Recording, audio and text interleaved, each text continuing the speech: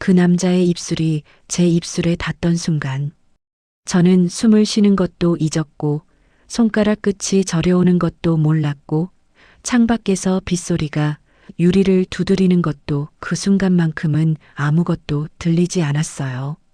49년을 살면서 저는 항상 제자리로 돌아왔어요. 언제나. 그날 밤은 돌아가지 않았습니다. 왜 그랬을까요?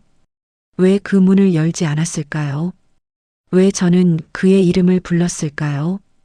저는 그의 봄 혼자였어요. 정확히는 오래전부터 혼자였는데 그의 봄에서야 그걸 제대로 알게 된 거예요. 남편과 같은 집에 살았고 같은 식탁에 앉았고 같은 이불을 덮었지만 어느 날 아침 그 사람 커피잔 옆에 앉으면서 저는 깨달았어요. 이 집에서 내 냄새가 나지 않는다는 걸. 제 이름을 불러주는 사람이 없었어요. 그냥 여보였고 그냥 엄마였고 어느 순간부터는 그것도 아니었어요. 그를 처음 본 건 동네 작은 독서 모임이었어요. 그는 말이 없는 사람이었어요. 모두가 이야기할 때 혼자 책 표지를 만지작거리고 있었는데 그 손가락의 움직임이 왠지 눈에서 떠나지 않았어요. 두 번째 모임에서 그가 처음으로 저를 봤어요. 보았다기보다는 멈췄어요. 제가 뭔가를 말하다가 잠깐 망설이는 그 찰나에 그 사람의 시선이 제 얼굴 위에서 딱 멈췄어요. 저는 말을 잊었고 그는 눈을 내렸어요. 그게 전부였는데 집에 와서 손등을 보다가 문득 뜨겁다는 걸 알았어요. 그것이 시작이었어요. 세 번째 모임이 끝나던 날 비가 왔어요. 모두 우산을 쓰고 흩어졌는데 저는 처마 밑에서 비가 약해지기를 기다리고 있었고 그가 거기 있었어요. 우산도 없이 그냥 서서 빗소리를 듣고 있었어요. 저는 아무 말도 안 했어요. 그도 아무 말도 안 했어요. 빗소리만 있었어요. 그 소리가 점점 벽처럼 두꺼워지는 것 같았고 그 안에 우리 둘만 있는 것 같아서 저는 이상하게 무릎이 서늘해졌어요. 그가 조용히 말했어요. 우산 같이 쓰실래요? 작은 우산이었어요. 기울이면 서로 어깨가 닿을 수밖에 없는. 저는 괜찮아요라고 말하려고 입을 열었는데 입술이 움직이지 않았어요. 혀가 입천장에 달라붙은 것처럼 그 말이 나오지 않았어요. 그래서 그냥 걸었어요. 그 사람 우산 아래로 한 걸음 들어갔어요. 그때 저는 알았어요. 지금부터는 조금 달라질 거라는 걸. 무엇이 달라질지는 몰랐어요. 달라지면 안 된다는 것도 알았어요. 그래도 그 한 걸음을 저는 멈추지 않았어요.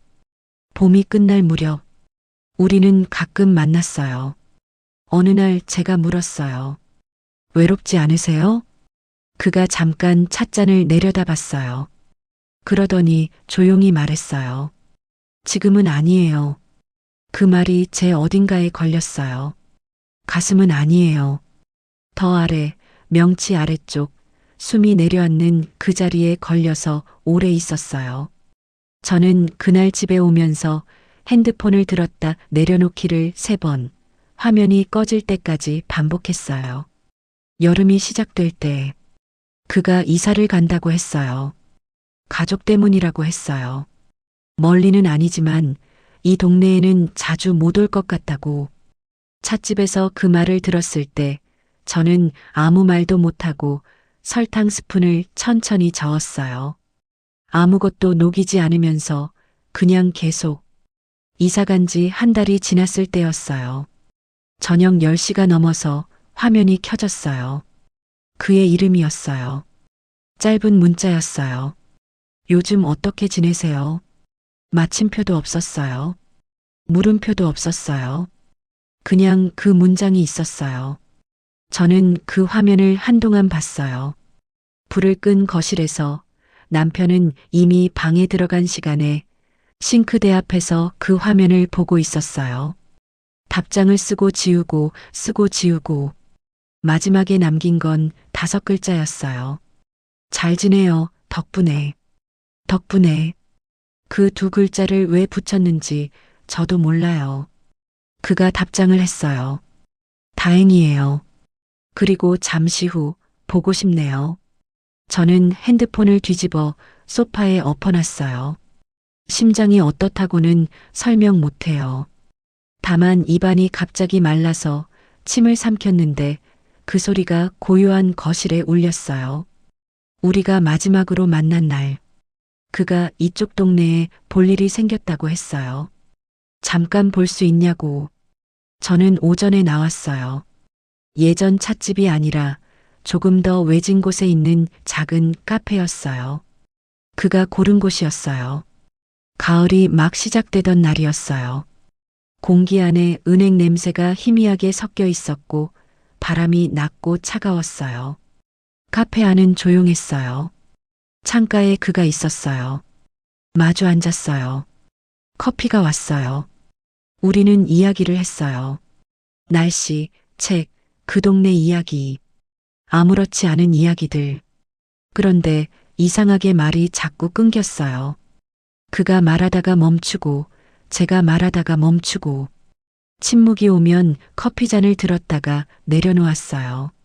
창밖에 노란 잎사귀 하나가 천천히 떨어지는 걸 우리 둘 다 봤어요. 그리고 동시에 시선이 마주쳤어요. 그가 먼저 눈을 내리지 않았어요. 저도 내리지 않았어요. 처음이었어요. 그가 먼저 눈을 내리지 않은 게 얼마나 그렇게 있었는지 몰라요. 카페 안 음악이 무엇이었는지 기억이 안 나요. 누군가 지나갔는지도 몰라요. 그냥 그 눈만 보였어요. 그가 말했어요. 아주 낮은 목소리로. 나 지금 많이 참고 있어요. 저는 숨을 들이켰어요. 천천히, 조용히. 그러고는 아무 말도 하지 않았어요. 그게 답이었는지도 몰라요. 빗속에서 카페를 나왔을 때 비가 내리고 있었어요. 예보에 없던 비였어요. 가는 비였는데 공기가 온통 젖어 있었어요. 흙 냄새가 났어요. 가을 흙이 빗속에서 올라오는 냄새. 우산이 하나였어요. 그의 것. 우리는 나란히 걸었어요. 그의 걸음이 저보다 조금 느렸어요. 맞춰준 거예요.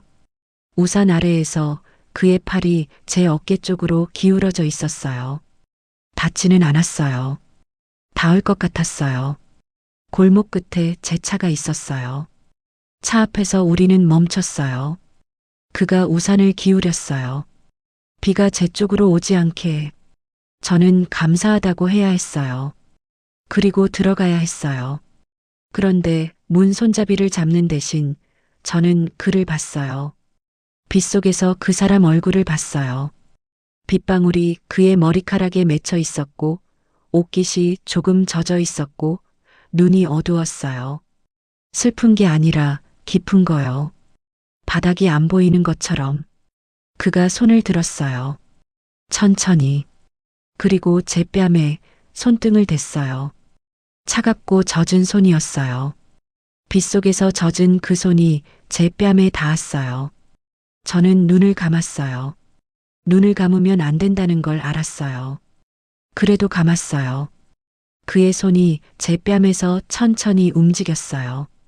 머리카락 쪽으로, 귀 뒤쪽으로, 그리고 멈췄어요. 저 지금, 그가 말을 시작했어요. 그러나 끝내지 않았어요. 저는 눈을 뜨지 않았어요.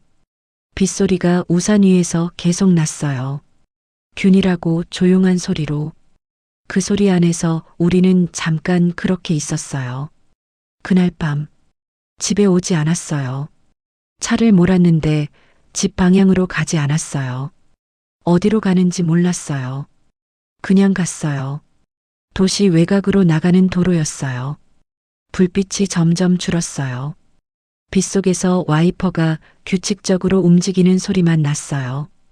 저는 핸들을 꽉 쥐었어요. 손가락 마디가 하얘질 만큼. 그에게 문자가 왔어요. 괜찮으세요? 저는 갓길에 차를 세웠어요. 빗속에서 아무도 없는 도로 옆에 전화를 눌렀어요. 신호가 갔어요.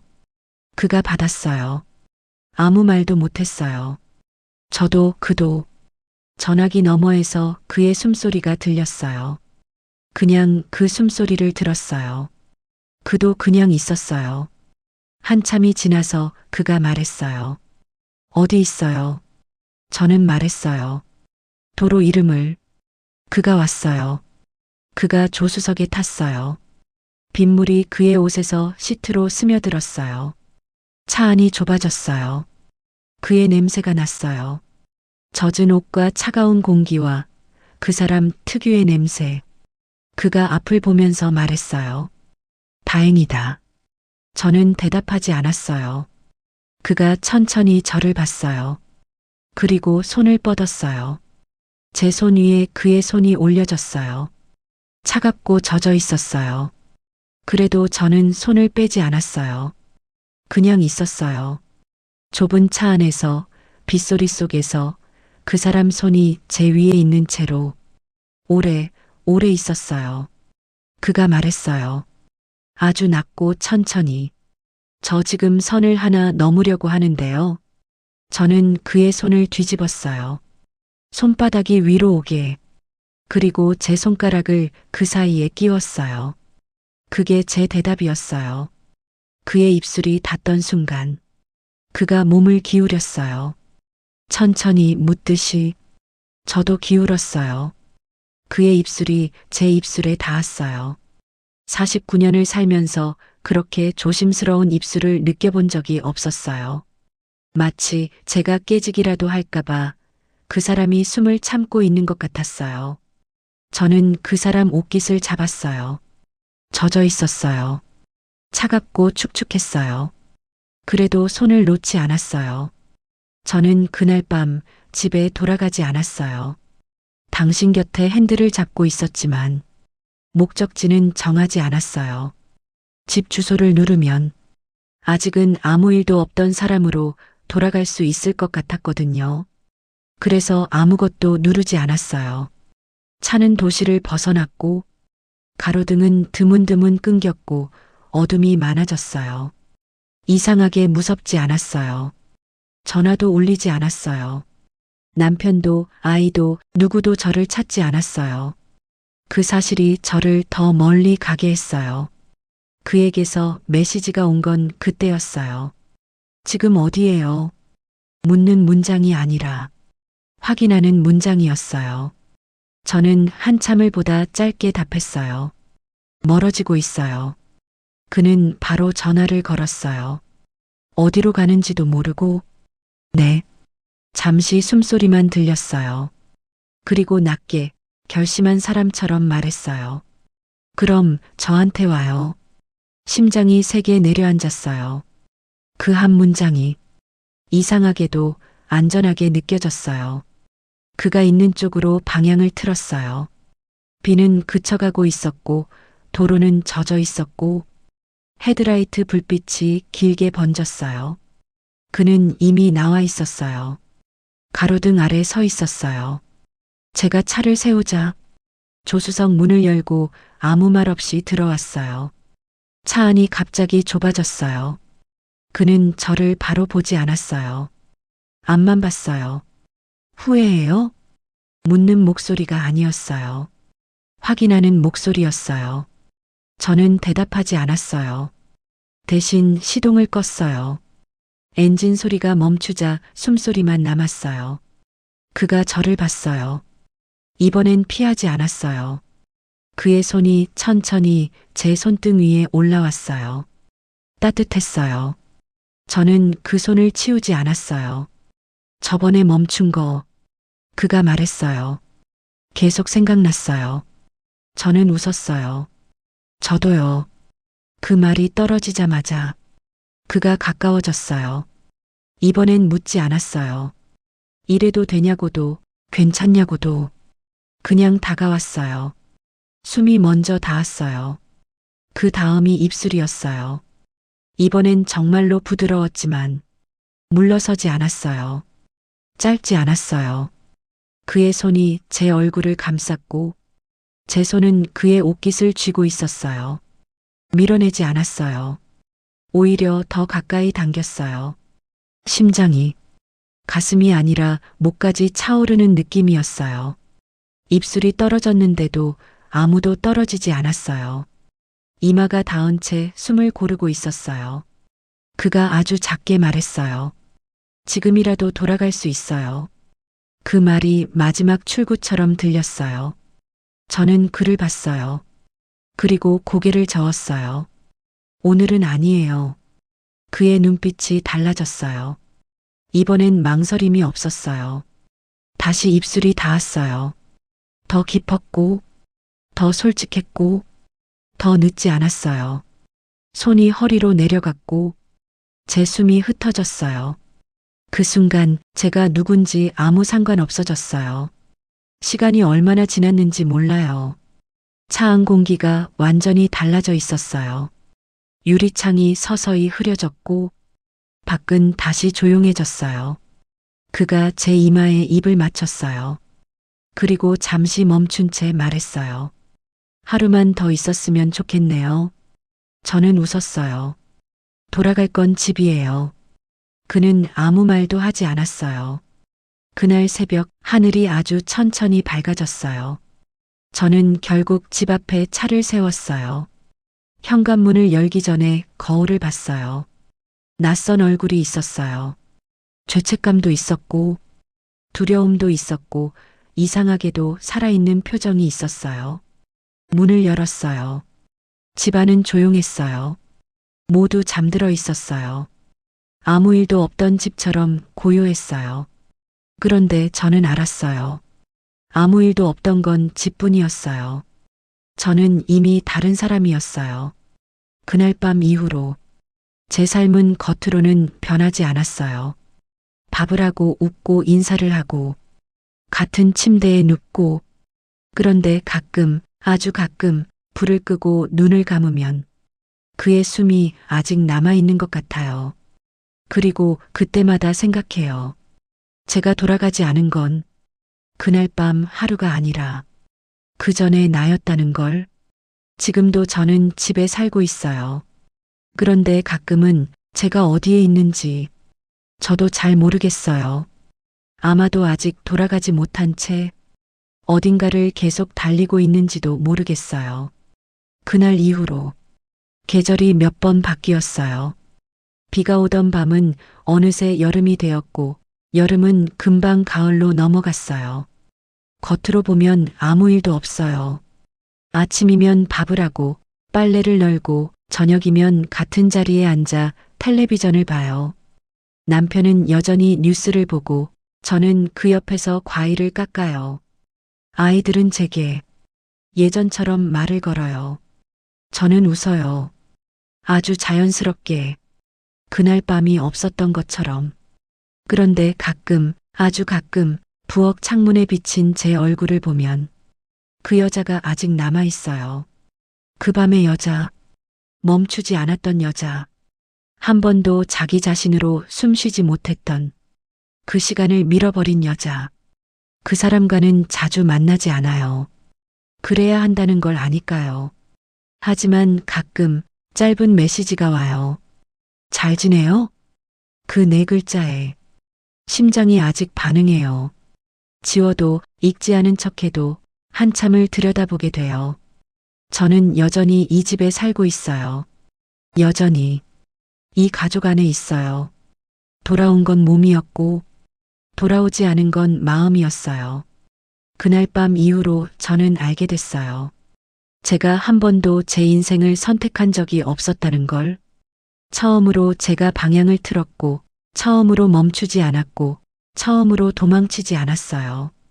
그래서인지 후회보다 두려움보다 이상하게도 선명함이 남았어요. 가끔 거울 앞에 서면 그 여자가 다시 묻는 것 같아요. 그날 정말 돌아가지 않은 거 맞지? 저는 이제 고개를 저어요. 응. 그날 밤 저는 집에 돌아가지 않았어요. 그리고 아마 예전의 저로도 돌아가지 않았어요. 계절은 또 바뀌겠죠. 눈이 오고 꽃이 피고 다시 비가 오겠죠. 하지만 그 밤의 선택은 계절처럼 지나가지 않았어요. 제 안에 아직도 남아 있어요. 아주 조용하게, 아주 분명하게. 그리고 저는 압니다. 언젠가 또 비가 오는 밤이 오면 저는 다시 멈추지 않을지도 모른다는 걸. 혹시 한 번쯤 돌아가지 않았던 밤이 있으셨나요? 있다면 조용히 댓글로 남겨주세요. 그리고 이런 이야기가 마음에 남았다면 구독으로 함께 해주세요. 우리는 또 어딘가에서 만날지도 모르니까요. 오늘 이야기는 여기까지입니다. 시청해주셔서 감사합니다.